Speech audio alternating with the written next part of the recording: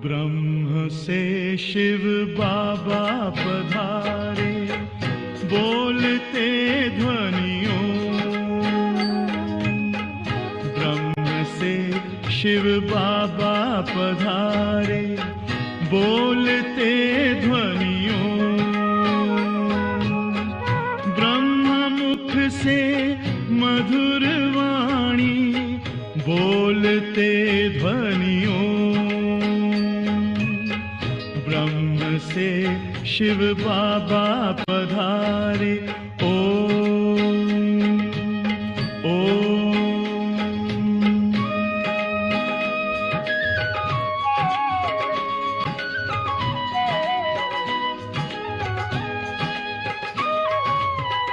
ओम की इस मधुर ध्वनि से किया परिवर्तन। प्रेम शांति सिखा के बदला सभी का जीवन। आदि देव प्रजापिता श्री, बोलते ध्वनियों। ब्रह्मा मुख से मधुर वाणी, बोलते ध्वनियों। ब्रह्म से शिव बाबा पधारे, ओम ओम।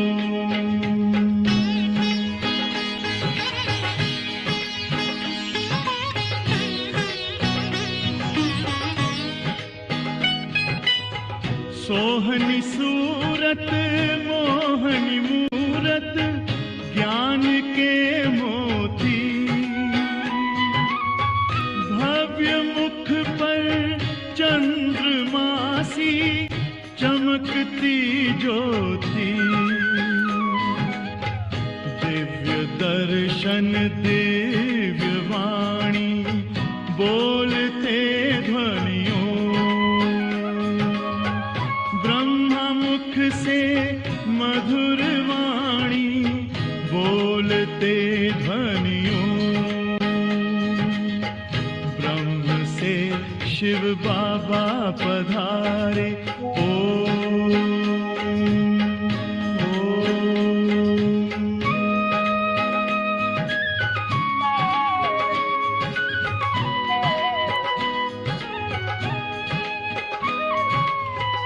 विश्व में थी पाप की जब घटा छाई,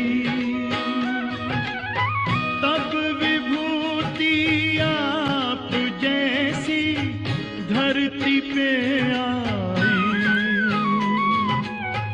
एक तार में बंध के सारे, बोलते ध्वनियों।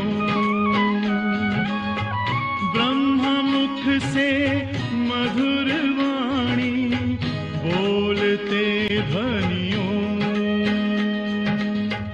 ब्रह्म से शिव बाबा पधारे, बोलते ध्वनियों। ब्रह्मा मुख से मधुर वाणी, बोलते ध्वनियों।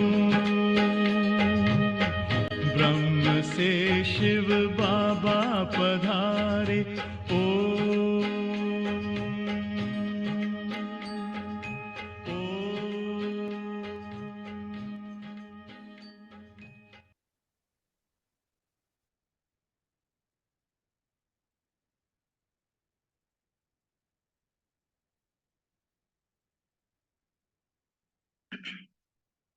ओम शांति।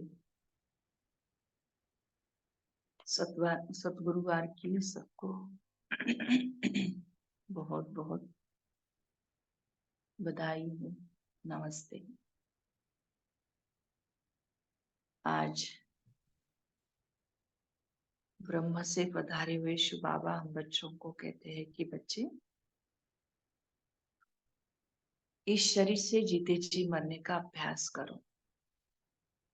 लौकिक में कहते हैं कि मरने से स्वर्ग मिलता है या मरने के बाद स्वर्ग मिलता है। तो बाबा हमको वो वाला मरना नहीं कहते हैं। यीशु बाबा ने जो हम बच्चों को बताया कि जीते जी मरो, उसको ही शायद उन्होंने कहा होगा कि मिल्यानंतर स्वर्ग में तुम। तो बाबा कहते हैं जीते जी अभी मरना है, इस शरीर से मरना है पहले, है ना। बाकी सारी इच्छाओं से या जो भी तमन्नाएं हैं उन सारी बातों से तो छोड़ो। पहले तो बाबा कहते इस शरीर से आपको जीते जी मरने का अभ्यास करना है और स्वयं को आत्मनिश्चय करना है कि मैं आत्मा हूँ। क्यों बाबा शरीर से मरने के लिए कहते हैं? क्योंकि यह देह भान का अभ्यास हमको पक्का हो गया है। पूरे 63 जन्म कहे या पूरा आधा कल्प द्वापर से लेकर के स्वयं को हमने देह समझ करके सब कुछ किया। और बाबा भी थोड़े दिनों में या इस एक जन्म में हम बच्चों को कहते हैं कि बच्चे अब देह भान से निकल करके देही अभिमानी बनो। लेकिन इसको थोड़ा समय भी नहीं कह सकते हैं, क्योंकि बाबा कहते हैं कि संगम का एक एक सेकंड वर्षों के बराबर है। जो भी बहुत सारा टाइम मिलता है। ऐसे भी हम स्थूल रीति से अगर नहीं देखें, सूक्ष्म रीति से देखें तो हो सकता है। इसलिए आज बाबा ये पक्का करा रहे हैं कि आत्मा का अभ्यास करना है और तभी जा करके हमारा सभी के अंदर से जो भी ममत्व है वो निकल जाएगा, है ना। जब जितना हम आत्मा का अभ्यास पक्का करते जाएंगे तो देह भान निकल जाएगा। जितना देह भान निकलता जाएगा ममत्व निकल जाएगा। जहां पर ममत्व निकल गया, पूरा हम ट्रस्टी होकर के 100% जिस भी आत्मा की हम सेवा करना चाहते हो पूरा कर सकेंगे। जिसमें बिल्कुल भी रावण मिक्स नहीं होगा, जिसमें शुद्धता होगी, जिसमें स्नेह होगा, जिसमें प्रेम होगा। और जहां पर मोह होता है, जहां पर ममत्व होता है, वहां पर दुख होता है। तो बाबा कहते हैं कि अभ्यास करो, मैं आत्मा हूँ, ये सामने वाली भी आत्मा है। जब आत्मा समझेंगे तो समझेंगे कि ये शांत स्वरूप है, ये सुख स्वरूप है, ये आनंद स्वरूप है, ये शक्ति स्वरूप है, ये सतो गुणी है। तो ऐसे ऐसे हमारा जो अभ्यास है वो सतो प्रधानता की ओर जाएगा, देही अभिमानी की तरफ जाएगा। इसलिए बाबा चाहते हैं कि हम आत्मा का पाठ पक्का करें। जो पहला पाठ बाबा ने आते ही हम बच्चों को सिखाया था, तो उसी पाठ को ही पहले बाबा चाहते हैं कि हम पक्का करें। तो सुनते हैं बाप दादा के ही महावाक्यों के द्वारा। आज 22 फरवरी 2024 साकार बाप दादा के महावाक्य है। मीठे बच्चे, इस शरीर से जीते जी मरने के लिए अभ्यास करो, मैं भी आत्मा, तुम भी आत्मा। इस अभ्यास से ममत्व निकल जाएगा। वैसे तो बाबा हम बच्चों को बार बार कहते हैं कि बच्चे अभी वापस हमको घर जाना है। हमने भी आधा कल्प भक्ति की ताकि वापस हम अपने घर जाएं। लेकिन हमको ये पता नहीं था कि मुक्ति के साथ हमको जीवन मुक्ति भी मिलेगी। और जीवन मुक्ति में तो सब कुछ सहज हो जाएगा, यह सब सुखकारी चीजें होंगी, सुख धाम होगा। यहाँ पर जैसे जैसे हम इस जन्म मरण के चक्कर में आते गए तो वो वैरागी बनते गए और समझा कि मुझे तो मोक्ष चाहिए। और मोक्ष प्राप्ति के लिए सब कुछ हमने करने का प्रयत्न किया। लेकिन बाबा हम बच्चों को भी कहते हैं कि अभी आपको जीते जी मरने का अभ्यास करना है, सब चीजों से ममत्व निकाल देना है। वैसे देखा जाए तो कोई भी एक चीज भी हमसे छूट जाती है, चाहे छोटा सा रुमाल भी छूट जाता है तो भी संकल्प चलते हैं हमारे। ये जीते जी हम कोई अभ्यास में आता है कि कोई छोटी चीज भी छूटने से वो संकल्प में आती है। और बाबा तो कहते हैं कि अंत घड़ी हमको बस एक बाबा ही याद आए। तो कितना अभ्यास करना पड़ेगा ममत्व निकालने का। तो इसलिए बाबा आज कहते हैं मीठे बच्चे, इस शरीर से जीते जी मरने के लिए अभ्यास करो, मैं भी आत्मा, तुम भी आत्मा। इस अभ्यास से ममत्व निकल जाएगा। प्रश्न है, सबसे ऊंची मंजिल कौन सी है?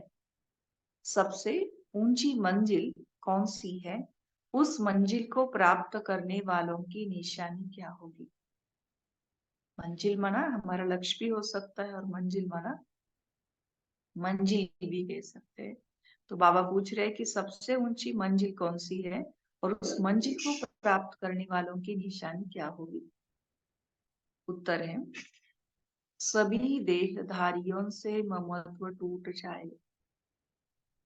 सबसे बड़ी मंजिल, सभी देहधारियों से ममत्व टूट जाए, सदा भाई भाई की स्मृति रहे, यही है ऊंची मंजिल। इस मंजिल पर वही पहुंच सकते हैं जो निरंतर देही अभिमानी बनने का अभ्यास करते हैं, जो निरंतर देही अभिमानी रहने का अभ्यास करते हैं। देखिए, बाबा कहते हैं जब तक हम निरंतर देही अभिमानी नहीं बनेंगे तब तक ये भाई भाई की स्मृति कहो या सभी देहधारियों से ममत्व निकलने का जो अभ्यास है टूट जाए, बाबा चाहते हैं, वो नहीं हो सकता। अगर देही अभिमानी नहीं तो कहीं ना कहीं फंसते रहेंगे। इससे ब्रह्मा बाप ने भी ये आत्मा का पाठ सबसे पहले बहुत पक्का किया, इतना पक्का किया, इतना पक्का किया, लिख करके दीवार भर भर के, डायरिया भर भर के, कि बाबा अगर सामने वालों को अगर कहता बच्चे आप आत्मा हो तो उसको आत्मा अनुभूति हो जाती थी। तो ये चेक कर सकते हैं कि मेरा अभ्यास कितना हुआ है। सामने वाले को 1 घंटा आत्मा के ऊपर सुनाना पड़ता है या खाली उसको बताने से ही वो आत्मा अनुभूति हो जाती है। अगर देही अभिमानी नहीं तो कहीं ना कहीं फंसते रहेंगे, या अपने शरीर में या किसी न किसी नेत्र संबंधी के शरीर में। उन्हें कोई भी बात अच्छी लगेगी या कोई का शरीर अच्छा लगेगा, कोई भी चीज होगी बाबा, शरीर या अन्य कोई भी, ममत्व वहां जाएगा ही जाएगा अगर हम निरंतर देही अभिमानी बनने का अभ्यास नहीं करते हैं तो। ऊंची मंजिल पर पहुंचने वाले जिस्म से प्यार कर नहीं सकते, उनका शरीर का भान टूटा हुआ होगा। बाबा कहते जो ऊंच मंजिल पर पहुंचने वाले होंगे उनका जिस्म से प्यार नहीं हो सकता है। हाँ, आत्मा से प्यार होगा लेकिन शरीर से बाबा कहते कि उनका प्यार नहीं हो सकता है, उनका शरीर का भान टूटा हुआ होगा। ओम शांति। रूहानी बाप रूहानी बच्चों को कहते हैं, देखो मैं तुम सभी बच्चों को आप समान बनाने आया हूँ। कौन कह रहा है? रूहानी बाबा, शिव बाबा कह रहे हैं कि बच्चे मैं आपको आप समान बनाने आया हूँ। अब बाप आप समान बनाने कैसे आएंगे? कैसे आएंगे? वह है निराकार। कहते हैं मैं निराकार हूं, तुम बच्चों को आप समान अर्थात निराकारी बनाने, जीते जी मरना सिखलाने आया हूं। बाप अपने को भी आत्मा समझते हैं ना, इस शरीर का भान नहीं है। मना अगर ब्रह्मा बाबा के तन में भी शिव बाबा आते हैं तो उनको इस शरीर का भान नहीं है, शरीर में रहते हुए भी शरीर का भान नहीं है। यह शरीर उनका तो नहीं है ना। तुम बच्चे भी इस शरीर का भान निकाल दो, है ना। हम कहेंगे बाबा आप अभी अभी इस ब्रह्मा के तन में आए, हम तो 63 जन्म इस देह में है, या पूरे 84 जन्म कहेंगे तो भी हर्जा नहीं, क्योंकि सत्युग और त्रेता में तो हमारी आत्माभिमानी अवस्था होती है और बाबा तो अभी आए हैं ऐसे कहेंगे हम। लेकिन बाबा कहते फिर भी बच्चे आपको तो इस शरीर का भान निकालना ही पड़ेगा, तुम आत्माओं को ही मेरे साथ चलना है। क्यों निकालना पड़ेगा? क्योंकि मैं आपको शरीर के साथ नहीं ले जा सकता, मैं तो आपको ही ले जा सकता हूँ। ये शरीर जैसे मैंने लोन लिया है वैसे आत्माएं भी लोन लेती है पाठ बजाने। तुम जन्म जन्मांतर शरीर लेते आए हो। अब जैसे मैं जीते जी इस शरीर में हूं, परंतु हूं तो न्यारा, अर्थात मरा हुआ। मरना शरीर को छोड़ने को कहा जाता है। जब आत्मा शरीर छोड़ती है तो उसको क्या कहते हैं? मर गई। तुमको भी जीते जी इस शरीर से मरना है। मरा, इस शरीर के भान से निकल जाना है, इस शरीर के भान को छोड़ना है, मरा, मरना है। मैं भी आत्मा, तुम भी आत्मा, तुमको भी मेरे साथ चलना है या यहाँ ही बैठना है? बाबा पूछ रहे हैं कैसे, क्या करना है? मेरे साथ आप चलोगे या यहाँ ही? तुम्हारा इस शरीर में जन्म जन्मांतर का मोह है। जैसे मैं अशरीरी हूं, तुम भी जीते जी अपने को अशरीरी समझो। ये अभी का बाबा कहते मोह नहीं है, ये जन्म जन्मांतर का आपका इसके साथ कनेक्शन है। और इसलिए बाबा ने कहा कि जैसे मैं जीते जी इससे न्यारा हूं, इस ब्रह्मा के तन को धारण करके भी मैं इससे न्यारा हूं, ऐसे बाबा कहते कि तुमको भी न्यारा बनना पड़ेगा। जैसे मैं अशरीरी हूं, तुम भी जीते जी अपने को अशरीरी समझो। हमको बाबा के साथ जाना है। जैसे बाबा का यह पुराना शरीर है, तुम आत्माओं का भी यह पुराना शरीर है। पुरानी जुक्ति को छोड़ना है। जैसे मेरा इसमें ममत्व नहीं है, तुम भी इस पुरानी जुक्ति से ममत्व निकालो। है ना, कोई शरीर छोड़ने पर होता है, बूढ़ा है, तो हम उसको समझते हैं कि अब ये शरीर छोड़ देगा, है ना। अगर कोई छोटा है, कम आयु वाला है, तो सोचेंगे, लेकिन वो बूढ़ा है और शरीर भी उसका साथ नहीं दे रहा है उसको, तो हम क्या कहेंगे कि अभी इसने ये शरीर छोड़ना चाहिए, है ना, इसने सारे बातों से ममत्व निकालना चाहिए।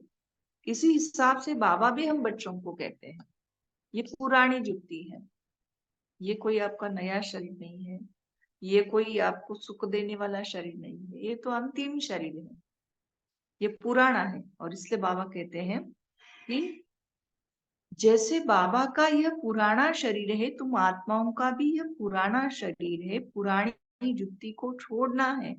जैसे मेरा इसमें ममत्व नहीं है, तुम भी इस पुरानी जुक्ति से ममत्व निकालो। तुमको ममत्व रखने की आदत पड़ी हुई है। शिव बाबा को आदत नहीं है, शिव बाबा आते हैं बच्चों के साथ, मुरली चलाएंगे, बहलाएंगे, फिर चले जाएंगे, है ना। तो ये बाबा को आदत है, लेकिन हमको आदत है एक बार ही हमने इस शरीर को धारण किया, बस इसको ही पकड़ करके बैठते हैं। तुमको ममत्व रखने की आदत पड़ी हुई है, हमको आदत नहीं है। मैं जीते जी मरा हुआ हूं, तुमको भी जीते जी मरना है। मरना किसको कहा बाबा ने? बाबा कहते कि जब आत्मा इस शरीर से न्यारी हो जाती है, शरीर को छोड़ती है, तो उसको क्या क्या कहा जाता है? मरना। तो बाबा कहते आपको भी है, आपके पास भले शरीर, लेकिन इस शरीर के भान को छोड़ना है। जैसे मैं मरा हुआ हूं, ऐसे बाबा कहते कि आपको भी मरना है। मरना माना क्या? देहभान को छोड़ना। जैसे मेरा इसमें ममत्व नहीं है, तुम भी इस पुरानी जुक्ति से ममत्व निकालो। तुमको ममत्व रखने की आदत पड़ी हुई है, हमको आदत नहीं है। मैं जीते जी मरा हुआ हूँ, तुमको भी जीते जी मरना है। मेरे साथ चलना है, तो अब यह प्रैक्टिस करो। अगर हमको बाबा के साथ, बाबा की सजनी बनकर के जाना है, बाराती बन करके नहीं जाना है, तो बाबा कहते ये प्रैक्टिस जरूर आपको करनी ही पड़ेगी। शरीर का कितना भान रहता है, बात मत पूछो। शरीर रोगी हो जाता है तो भी आत्मा उसको छूटती नहीं है। इसमें इससे ममत्व निकालना पड़े। हमको तो बाबा के साथ जाना है जरूर। अपने को शरीर से न्यारा समझता है, इसको ही जीते जी मरना कहा जाता है। अपना घर ही याद रहता है। तुम जन्म जन्मांतर से इस शरीर में रहते आए हो, इसलिए तुमको मेहनत करनी पड़ती है, जीते जी मरना पड़ता है। मैं तो इसमें आता ही टेम्पररी हूँ। तो मरकर चलने से अर्थात अपने को आत्मा समझकर चलने से कोई भी देहधारी से ममत्व नहीं रहेगा। अक्सर करके किसी ना किसी का किसी में मोह हो जाता है। बाबा कहते कि किसी ना किसी के साथ जरूर हमारा मोह हो जाता है, बस उनको देखने बिगर रह नहीं सकते। यह देहधारी की याद एकदम उड़ा देनी चाहिए, क्योंकि बहुत बड़ी मंजिल है। बाबा कहते कि आपको जो होने वाली प्राप्ति है, जो मंजिल है, वो बहुत बड़ी है ना। ये मिलने का समय अभी है। अभी ही बाबा इस संगम युग पर हम बच्चों को ये मंजिल प्राप्त करा सकते हैं। बाकी द्वापर युग से हम कितना भी करें ना, सोने का मंदिर बनाए, हीरे का शिवलिंग बनाए, इतनी प्राप्ति नहीं है ना। खाते पीते जैसे कि इस शरीर में हूं ही नहीं, यह अवस्था पक्की करनी है, तब 8 रत्नों की माला में आ सकते हैं। देखो बाबा क्या कहते हैं, खाते पीते भी बाबा कहते हैं कि मैं इस शरीर में हूं ही नहीं, यह अवस्था आनी चाहिए। इसलिए कहते हैं ना कि जो सन्यासी थे पहले वाले, तो वो तो लौकिक में आते ही नहीं थे, और बाय चांस समझो कि वो लौकिक में आ भी गए, तो उनकी लौकिक जो माता है बस उस माता के हाथ का ही वो भोजन खाते थे। लेकिन वो माता भी क्या करेगी, ढेर सारा बनाएगी ना। समझो कि कोई 16 साल के बाद आया है, कोई कितने साल, बहुत सालों के बाद बना, जैसे 1 साल के बाद वापस आया, ऐसे तो नहीं। जैसे शिव बाबा हमको बहुत साल से मिले हैं, तो बाबा हम बच्चों को सिकिला देके, वैसे वो माँ को भी वो फीलिंग, तो बहुत सारा कुछ बनाती है बच्चे के लिए खाने के लिए। पता नहीं कब ना, अभी एक टाइम ही खाएगा, एक दिन ही रुकेगा, इस टाइम ही रुकेगा या चला जाएगा, पता नहीं, तो बनाती है। लेकिन खाते समय वो लोग ऐसे खाते थे, सारा कुछ मिक्स कर, माना पूरी भी उसमें डालेंगे, समझो अ, सब्जी है, चावल है, उसके अंदर ही वो समझो रबड़ी बासुंदी है, वो सब मिक्स करेंगे और फिर खाएंगे, ताकि किसी की भी टेस्ट पता ना चले, है ना। नहीं तो बुद्धि उसमें जाएगी, ममा तो उसमें जाएगा। तो हद वाले भी सन्यासी इतना स्वयं के ऊपर अटेंशन रखते थे, और बाबा तो हम बच्चों को बेहद का सन्यास कराने आए हैं। क्यों? क्योंकि ये रहने वाले नहीं, ये सृष्टि या ये दुनिया रहने वाली नहीं है। तो इसलिए बाबा पहले से मना, बाद में हमको पश्चाताप न हो जाए, बाद में हमको ऐसा न लगे कि क्यों मैंने इसको पकड़ के रखा था, ये तो चल जाने ही वाला था। और इससे अच्छा तो मैं बाबा जो ज्ञान रत्न दे रहे थे उसको अगर पकड़ता तो कितना अच्छा था, है ना। इसलिए ऐसे नहीं कि सब छूट जाए बच्चों के हाथ से और फिर बाबा आपको बताए, ऐसे नहीं। पहले से बाबा सब कुछ बता रहे ताकि मेरे बच्चे भरतू हाथ होकर के चले जाए। तो बाबा समझा रहे थे कि ऐसी अवस्था होनी चाहिए, खाते पीते भी भान से, उस भान से भी न्यारा। तब बाबा कहते कि 8 रत्नों की माला में हम आ सकते हैं। मेहनत बिगर थोड़ी ही उच्च पद मिल सकता है। जीते जी देखते हुए समझे कि मैं तो वहां का रहने वाला हूँ। जैसे बाबा इसमें टेम्पररी बैठा है, ऐसे अब हमको भी घर जाना है। जैसे बाबा का ममत्व नहीं है, वैसे हमको भी इसमें ममत्व नहीं रखना है। बाबा को तो इस शरीर में बैठना पड़ता है, तुम बच्चों को समझाने के लिए। तुमको वापस चलना है, इसलिए कोई देहधारी में ममत्व न रहे। ये फलानी बहुत अच्छी है, मीठी है, आत्मा की बुद्धि जाती है ना। तो बाप कहते हैं शरीर को नहीं, आत्मा को देखना है। शरीर को देखने से तुम फंस मरेंगे। बड़ी मंजिल है, तुम्हारा भी जन्म जन्मांतर का पुराना ममत्व है, बाबा का ममत्व नहीं है, तब तो तुम बच्चों को सिखलाने आया हूं। समझा? बाबा ने जवाब दिया। बाबा कहते कि मेरा ममत्व नहीं है, इसलिए तो मैं आपको सिखलाने के लिए आया हूँ। बाप खुद कहते हैं कि मैं तो इस शरीर में नहीं फंसता हूँ, तुम फंसे हुए हो। मैं तुमको छुड़ाने आया हूँ। तुम्हारे 84 जन्म पूरे हुए, अब शरीर से भान निकालो। आज सारा दिन यही अभ्यास करेंगे कि मैं इस देह से न्यारी चैतन्य शक्ति आत्मा हूँ। देह भान बिल्कुल निकल गया है। बाबा मुझे मदद कर रहे हैं देह भान को निकालने के लिए। जीते जी मरने की प्रैक्टिस बाबा मेरे से करवा के ले रहे हैं। बाबा उस्ताद बैठा है और मैं ये प्रैक्टिस कर रही हूँ। तो बाप खुद कहते हैं कि मैं तो इस शरीर में नहीं फंसता हूँ, तुम फंसे हुए हो। मैं तुमको छुड़ाने आया हूँ। तुम्हारे 84 जन्म पूरे हुए, अब शरीर से भान निकालो। देही अभिमानी होकर न रहने से तुम कहीं ना कहीं फंसते रहेंगे। कोई की बात अच्छी लगेगी, कोई का शरीर अच्छा लगेगा, तो घर में भी उनकी याद आती रहेगी।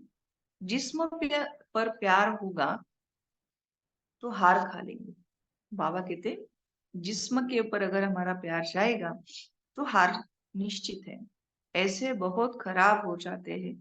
बाप कहते हैं स्त्री पुरुष का संबंध छोड़ अपने को आत्मा समझो।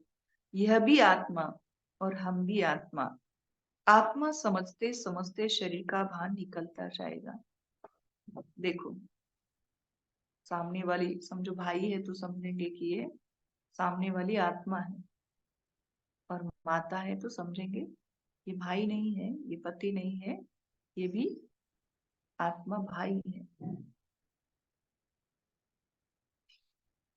तो बाबा ने कहा शरीर का भान निकलता जाएगा।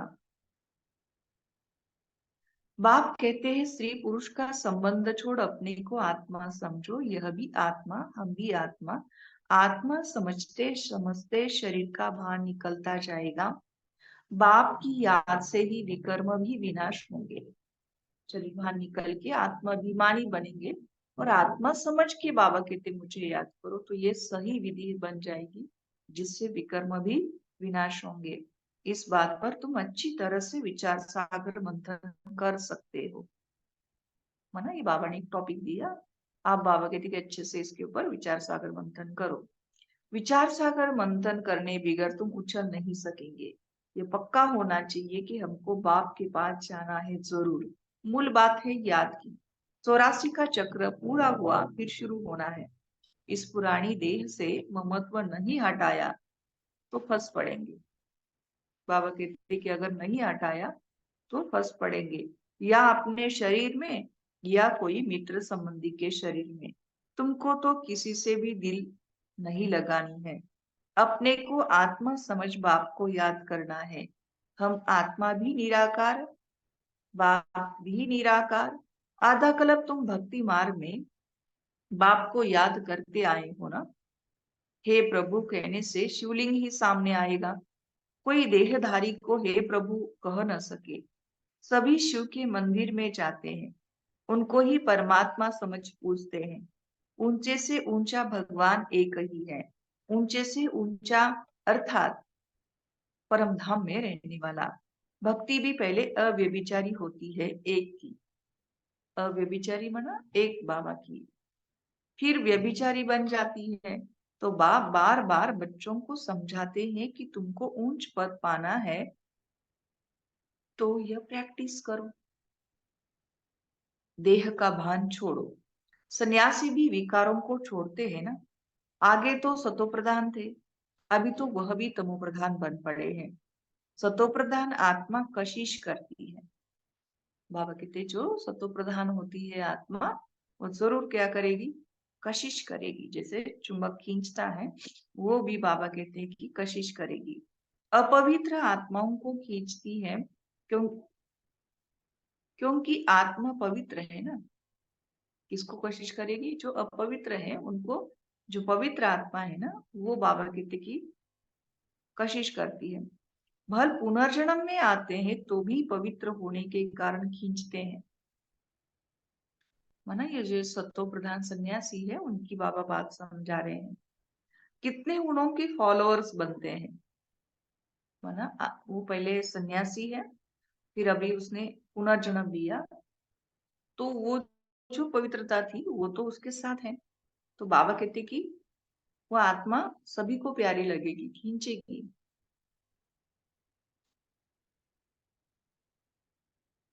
भल पुनर्जन्म में आते हैं तो भी पवित्र होने कारण खींचते हैं। कितने उनके फॉलोअर्स बनते हैं। जितनी पवित्रता की जास्ती ताकत उतने ज्यादा फॉलोअर्स। यह बाप तो है ही एवर प्योर और है भी गुप्त। देखो बाबा ने परस्पर विरोधी 2 पॉइंट्स एक साथ बताए जो हमारे संकल्पों को कैच करेंगे। जिससे बाबा ने अभी अभी समझाया कि जो हद के सन्यासी होते हैं उनके अंदर पवित्रता की ताकत होने के कारण आत्मा उनको खींचती है, और जितना ज्यादा पवित्रता की ताकत उतने उनके फॉलोअर्स बनते हैं। अब बाबा तो है एवर प्योर, है ना। तो अब एवर प्योर के कितने फॉलोअर्स होने चाहिए? कितने? सभी होने चाहिए, लेकिन नहीं है, ना ही होंगे। यह बाप तो है ही एवर प्योर है और है भी गुप्त। डबल है ना, ताकत सारी उनकी है। ब्रह्मा के अंदर बैठा हुआ है, लेकिन ताकत शिव बाबा की है, इनकी नहीं। शुरू में भी तुमको उसने कशिश की, इस ब्रह्मा ने नहीं, क्योंकि वह तो एवर प्योर है।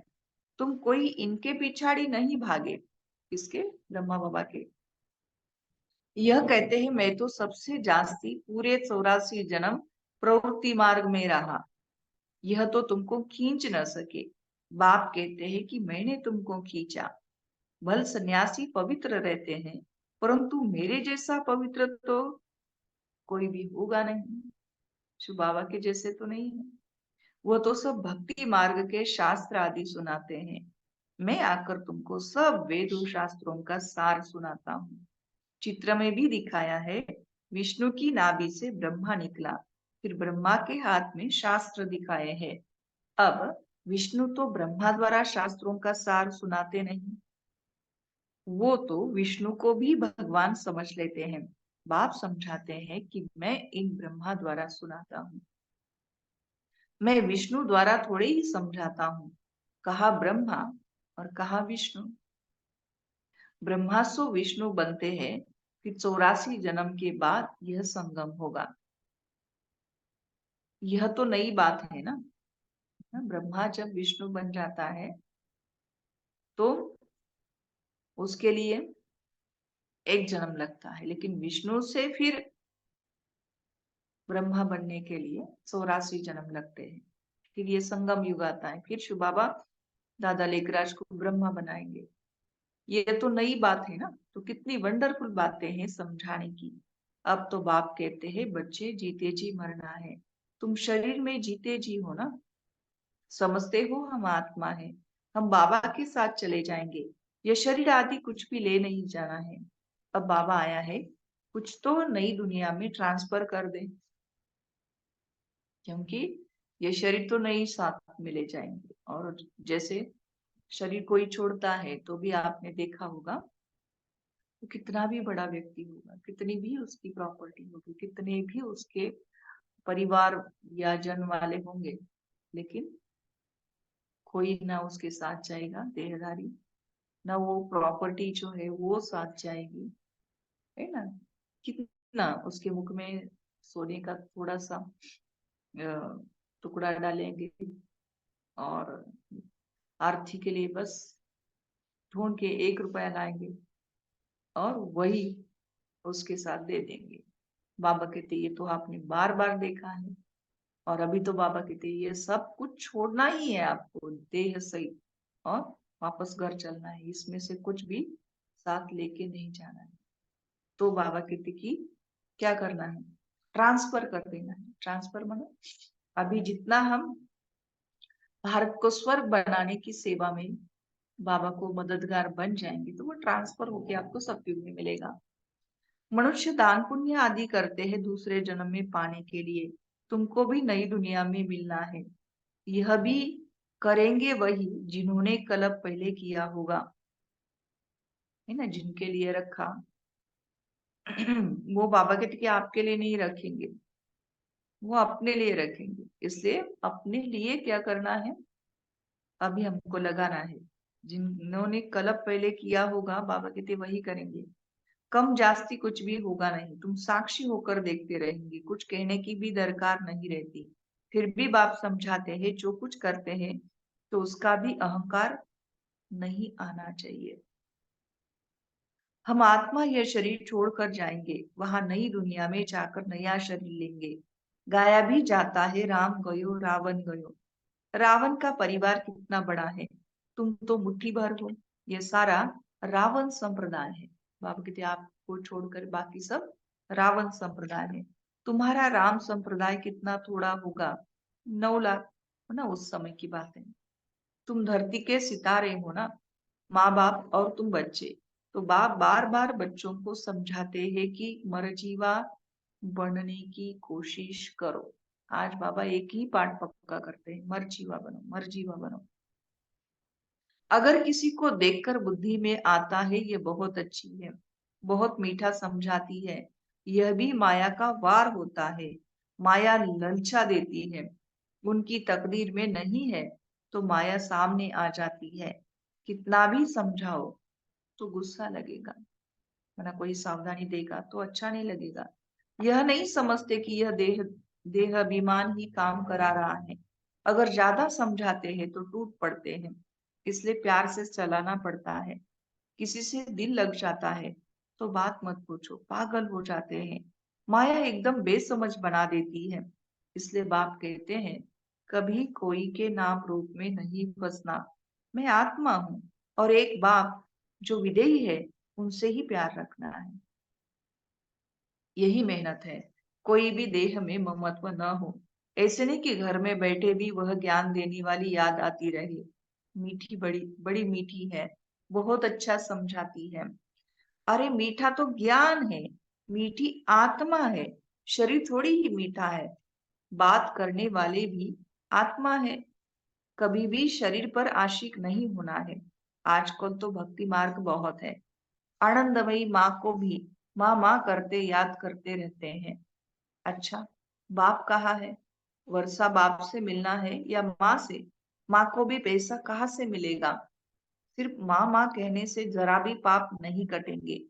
बाप कहते हैं माँ में कम याद करो, है ना। बाबा ने अपने समय की कहानी बताई। आनंद में माँ को सभी याद करते हैं। तो बाबा कहते हैं कि भले माँ माँ करेंगे लेकिन माँ से पैसे नहीं मिलेंगे, माँ को भी पैसे बाप से मिलेंगे, मना। बाप कौन है? शुभ बाबा है। बाबा कहते हैं याद तो मुझे करना पड़ेगा, लेकिन सभी किसको याद कर रहे हैं? वो माँ को याद कर रहे हैं, आनंदमयी कोई माँ है। तो बाप कहते हैं माँ में कम याद करो, नाम रूप में नहीं फंसना है, और ही पाप हो जाएगा। क्योंकि बाप का ना फरमान बरदार बनते हो। बाप का फरमान क्या है कि आत्मा समझो, खुद को भी आत्मा समझो, सामने वाले को भी आत्मा समझो। खुद भी अपने इस देह से ममत्व निकालो, और सामने वाले की देह में तो जाना ही नहीं चाहिए। और गया तो बाबा कहते नाथ फरमान बरदार, पाप हो जाएगा। बहुत बच्चे भूले हुए हैं। बाप समझाते हैं कि मैं तुम बच्चों को लेने आया हूँ, सो जरूर ले जाऊंगा। क्या भूले हुए हैं? कि हमने बाबा को बुलाया था, बाबा बुलाने से आए हुए, अब हमको वापस जाना है। ये भूले हुए बच्चे बाबा कहते। तो बच्चों को मैं लेने के लिए आया हूँ, सो जरूर ले जाऊंगा। इसलिए मेरे को याद करो। एक मुझे याद करने से ही तुम्हारे पाप कटेंगे। भक्ति मार्ग में बहुतों को याद करते आए हो, परंतु बाप बिगर कोई काम कैसे होगा? बाप थोड़े ही कहते हैं कि माँ को याद करो। बाप तो कहते हैं मुझे याद करो।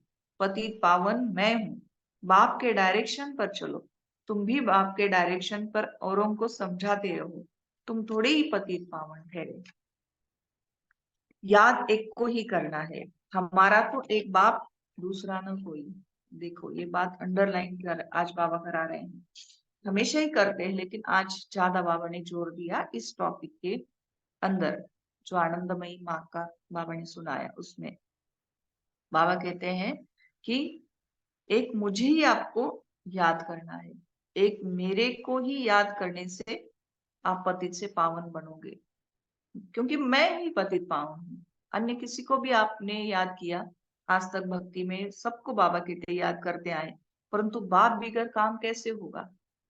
इसलिए बाबा कहते कि एक मेरा तो एक बाबा, दूसरा ना कोई। बाबा हम आप पर ही वारी जाएंगे, लेकिन ये अवस्था नहीं होती है, मेजोरिटी की ये अवस्था नहीं होती है। वरना देहधारी में तो बुद्धि जाती ही है, लेकिन साथ साथ जैसे कि आज भी भगत आत्माएं जैसे होते हैं वैसे बाबा के बच्चों की भी अवस्था है, मतलब पक्के कच्चे जैसे होते ना, उस वैसे जैसे अवस्था बनती है। लौकिक वालों के साथ हमको रहना है, लेकिन लौकिक के जैसे नहीं रहना है। भले उन लोगों को भक्ति सिखानी है, लेकिन खुद भक्त नहीं बनना है, क्योंकि जब तक उनकी भक्ति पूरी नहीं होगी वो भी बाबा के बच्चे नहीं बन सकते। वो ज्ञान है हमको, लेकिन उनको समझाते समझाते हम ही भगत बन जाए, ये अलग बात है। मेरा तो एक शु बाबा, दूसरा ना कोई।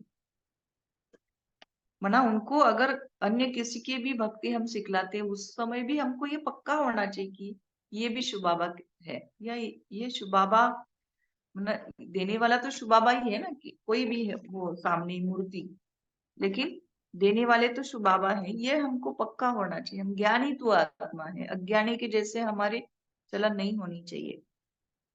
तो बाबा ने कहा हमारा तो एक बाप, दूसरा ना कोई। बाबा हम आप पर ही वारी जाएंगे। वारी जाना तो शिव बाबा पर ही है, और सबकी याद छूट जानी चाहिए।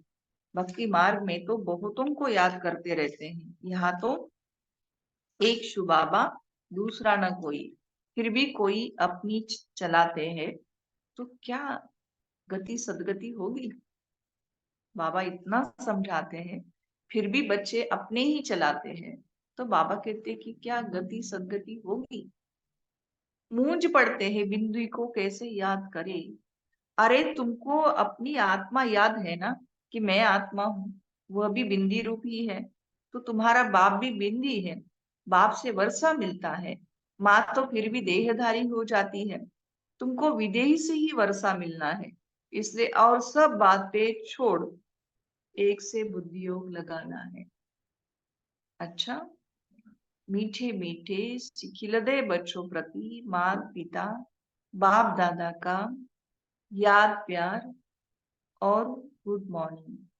रूहानी बाप की रूहानी बच्चों को नमस्ते। हम सब रूहानी बच्चों की रूहानी माता पिता बाप दादा को याद प्यार, गुड मॉर्निंग और नमस्ते। वाह बाबा वाह, शुक्रिया बाबा शुक्रिया। ओम शांति। धारणा के लिए मुख्य सार है, पहली पॉइंट है, शरीर का भान खत्म करने के लिए चलते फिरते अभ्यास करना है, जैसे कि इस शरीर से मरे हुए हैं, न्यारे हैं, शरीर में है ही नहीं। बिगर शरीर आत्मा को देखो। किसको देखना है? आत्मा को। लेकिन कैसे? बिगर शरीर। बाबा कहते कि आपकी दृष्टि शरीर के ऊपर जानी ही नहीं चाहिए। दूसरी पॉइंट, कभी भी किसी के शरीर पर तुम्हें आशिक नहीं होना है। एक विदेही बाप से ही प्यार रखना है, एक से ही बुद्धि योग लगाना है। वरदान दिया, सेवा और स्व पुरुषार्थ के बैलेंस द्वारा ब्लेसिंग प्राप्त करने वाले कर्मयोगी भव। सेवा और स्व पुरुषार्थ के बैलेंस द्वारा ब्लेसिंग प्राप्त करने वाले कर्मयोगी भव। कर्मयोगी अर्थात कर्म के समय भी योग का बैलेंस हो। कर्मयोगी अर्थात कर्म के समय भी योग का बैलेंस हो। सेवा अर्थात कर्म और स्व पुरुषार्थ अर्थात योग युक्त। सेवा अर्थात कर्म और स्व पुरुषार्थ अर्थात योग युक्त। इन दोनों का बैलेंस रखने के लिए एक ही शब्द याद रखो कि बाप करन करावन हार है, और मैं आत्मा करणहार हूं। मैं कठपुतली हूं, मेरे से कराने वाला बाबा है। यह एक शब्द बैलेंस बहुत सहज बनाएगा और सर्व की ब्लेसिंग मिलेगी। जब करावनहार के बजाय अपने को करावनहार समझ लेते हो तो बैलेंस नहीं रहता और माया अपना चांस ले लेती है। बैलेंस रखने से क्या होगा, बाबा ने कहा ब्लेसिंग मिलेगी। ब्लेसिंग किस लिए चाहिए? क्योंकि बहुत जन्मों के विकर्म है सिर पर, उनको क्रॉस करने के लिए हमको लिफ्ट चाहिए या पुल चाहिए, है ना। और बाबा कहते कि अगर हम बैलेंस नहीं करते हैं तो माया चांस लेती है, वरना पहले से विकर्म है और भी वो बनाएगी। इसलिए बाबा ने कहा सेवा माना कर्म और स्व पुरुषार्थ माना योग युक्त स्थिति। तो ऐसे बाबा चाहते हैं कि सेवा और स्व पुरुषार्थ के बैलेंस से हम ब्लेसिंग को प्राप्त करने वाले बने, कर्म योगी बने। स्लोगन है, नजर से निहाल करने की सेवा करनी है तो बाप दादा को अपने नजरों में संभालो। मैंने सामने वाले को जैसे ही दृष्टि दी या जैसे ही मेरी नजर सामने वाले के ऊपर पड़ी तो उसके सारे पाप जो है वह नष्ट हो गए, उसको हल्केपन की अनुभूति हो गई, उसको जो चाहिए वो प्राप्ति हो गई, उसको खुशी चाहिए थी, उसको सुख चाहिए था, जो चाहिए था वो मिल गया। ऐसे नजर से बाबा कहते निहाल करने की अगर आपको सेवा करनी है, जैसे ब्रह्मा बाप दृष्टि देते तो सामने वाले का चश्मा निकल जाता था, उसका टेम्परेचर निकल जाता था, उसको आत्म अनुभूति हो जाती थी। ऐसे बाबा कहते कि अपनी स्टेज अगर आपको बनानी है तो बाप दादा को अपनी नजरों में समा लो, याद उसकी भूलनी ही नहीं चाहिए।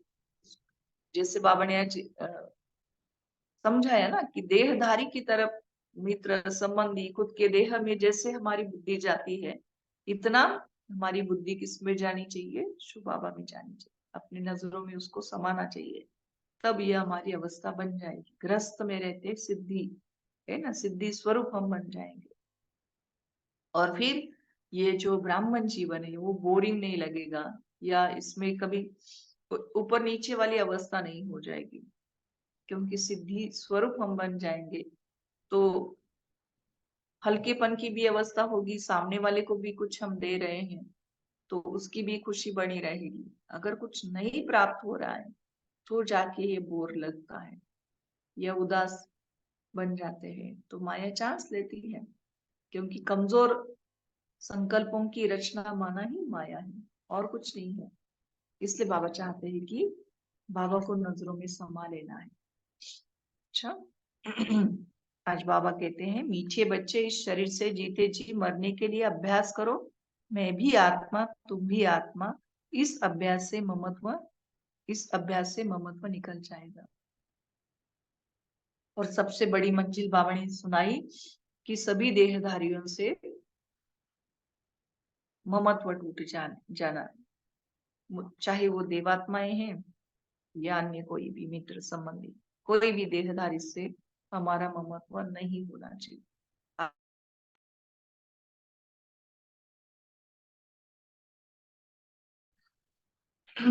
आज विशेष बावणी देहधारी माना मित्र संबंधी जो है तो उनको बाबा या निमित्त टीचर्स जो है, या बाबा कहते कि कोई गुरु वगैरह जो होते हैं वो, और ग्रस्त में रहते बाबा ने कहा कि भाई की बनी रहे, है ना। ये अभ्यास हम करें कि ये भी आत्मा है, मैं भी आत्मा हूँ। ये पूरा दिन आज हम अभ्यास करेंगे, हर एक की तरफ देखते हुए बाबा ने कहा डायरेक्ट हमारा शरीर के ऊपर न दृष्टि जाते हुए आत्मा के ऊपर हमारी दृष्टि जाए। तो आज विशेष हम यही सो मान लेंगे कि मैं आत्मा हूँ, या मैं परम पवित्र आत्मा हूँ या मैं एक बाप की संतान, या मैं एक बाप की आत्मा हूँ। ऐसे अगर हम सो मान लेंगे तो भी कोई हर्जा नहीं, क्योंकि बाबा आज कहते हैं कि एक मुझे ही याद करो, मैं बाप हूँ, मेरे सिवाय कुछ काम नहीं हो सकता है, एक बाप दूसरा न कोई, ये पाठ पक्का करो। तो ये भी हम सो मान लेंगे, मेरा तो एक शिव बाबा, दूसरा ना कोई। ऐसी मैं सच्ची मीरा हूँ, सच्चा अर्जुन हूँ, सच्ची द्रौपदी हूँ, जो भी आप सो मान लेना चाहें, या सच्ची पार्वती हूँ। अच्छा, ओम शांति। सॉरी, आज का अव्यक्त इशारा रह गया। आज बाबा कहते हैं मधुरता का गुण धारण करने के लिए मधुसूदन बाप का नाम बाला करने के लिए बाबा सुना रहे हैं, आपका हर कर्म गुण संपन्न हो। कैसा होना चाहिए कर्म? गुण संपन्न। जिस समय जिस गुण की आवश्यकता है वह गुण चेहरे चलन में इमर्ज दिखाई दे। मानो कर्मों के समय सरलता के गुण की, मधुरता की आवश्यकता है, चाहे बोल में चाहे कर्म में। अगर सरलता मधुरता के बजाय थोड़ा भी आवेशता या थकावट के कारण बोल मधुर नहीं है, चेहरा मधुर नहीं है, सीरियस है, तो गुण संपन्न तो नहीं कहेंगे ना। कैसे भी सरकमस्टांस हो, लेकिन मेरा जो गुण है वह इमर्ज होना चाहिए। आवेश वाला भी नहीं होना चाहिए, थकावट वाला भी नहीं होना चाहिए। कैसे भी सरकमस्टांस है, बाबा कहते कि उसमें जो भी आप कर्म करो वो गुण संपन्न होना चाहिए, चाहे बोल बोलो चाहे कर्म करो। अच्छा, शांति, सरलता और मधुरता होनी ही चाहिए।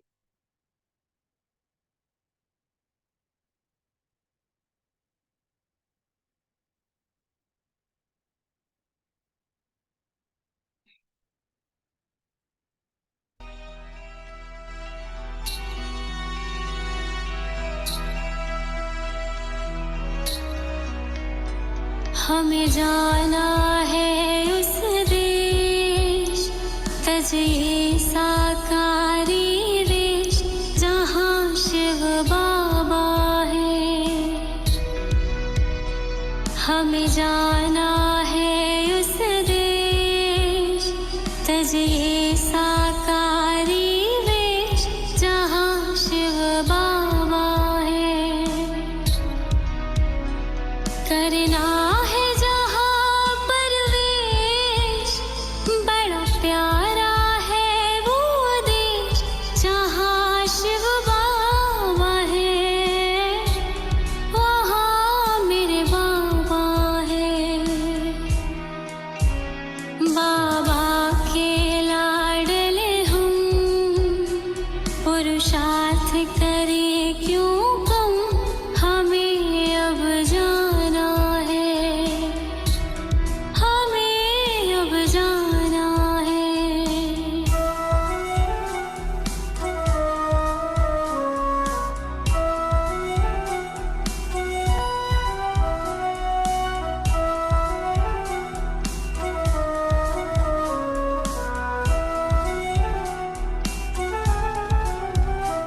एक याद तेरी होगी, दुनिया भूली होगी, जाते जाते बाबा बस खींच तेरी होगी। हर वक्त यही है ध्यान, बन जाऊं बाप समान, यही मुझे लगने लगी। करना है जहाँ परवेश, बड़ा प्यारा है वो देश, जहाँ शिव बाबा है, वहाँ मेरे बाबा है। बाबा के लाडले हूँ, पुरुषार्थ करे क्यों कम, हमें अब जाना है।